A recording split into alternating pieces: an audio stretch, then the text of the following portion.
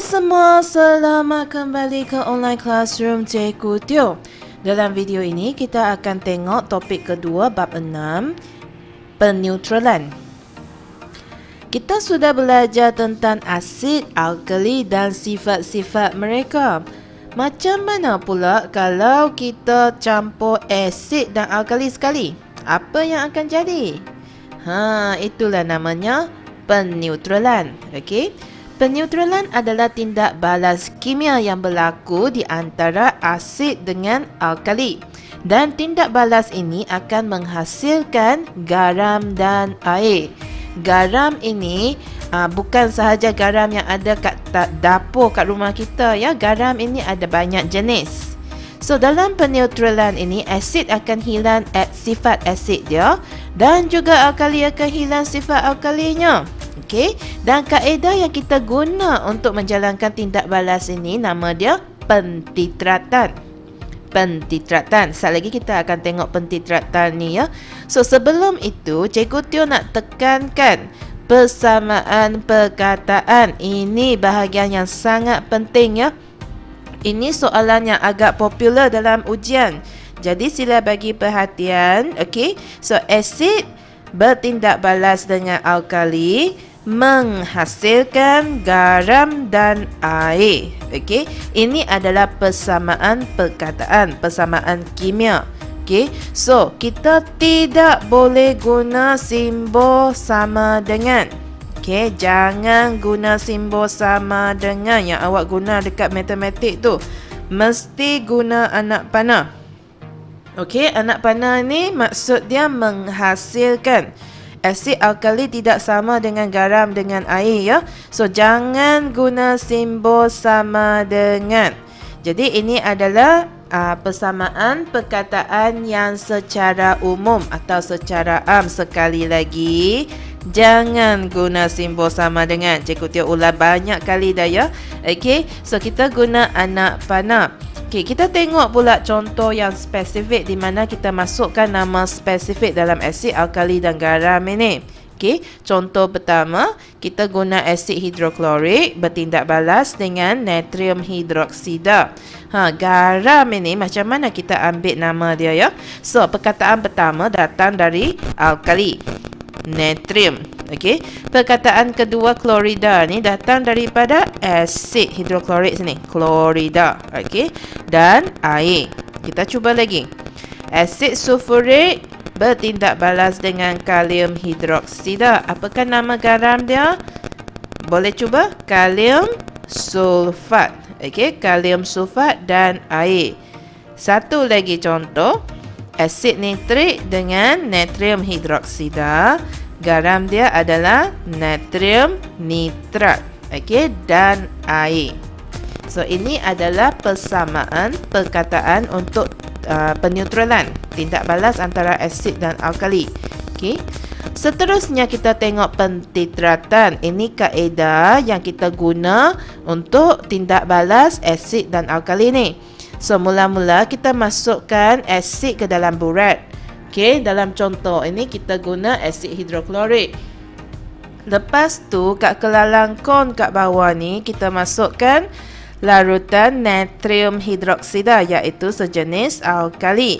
Dan kita masuk juga fenoltalin. Ingat tak fenoltalin ni dia adalah sejenis penunjuk. Dalam video sebelum ni Cikgu Teo pernah terangkan ya. Okey, so fenoltalin ini kalau bahan dalam kelalangkon tu neutral, fenoltalin ni tidak berwarna. Fenoltalin ni kita tambah 2-3 titis saja ya. 2-3 titis sudah cukup. Lepas tu kalau bahan tu berasid pun dia tak berwarna. Tapi yang kita masukkan dalam kelalangkon ini adalah alkali. Jadi dia akan warna merah jambu. Okey, so kita akan masukkan ataupun turunkan asid ini dengan perlahan. Apabila warna dia macam mula nak tukar tu, kita bagi dia turun titis demi titis supaya kita tak terlebih campur asid pula nah. Sat lagi hasil akhir ni dia jadi asid pula bukan neutral. Kita nak capai neutral. Okey, so bila kita titis, kita turunkan titis demi titis, pada titisan yang terakhir tu dia akan tukar warna daripada merah jambu ke tidak berwarna. Okey, lepas tu kita boleh ambil bacaan dekat burek untuk mengetahui berapa banyak asid hidroklorik yang diperlukan untuk meneutralkan natrium hidroksida yang ada kat kelalang kon ini. So macam mana kita nak tahu isi padu asid hidroklorik yang digunakan? Kita ambil bacaan awal buret, catat, bacaan akhir buret dan catat. Contohnya kalau bacaan awal 30 ml, bacaan akhir pula 5 ml.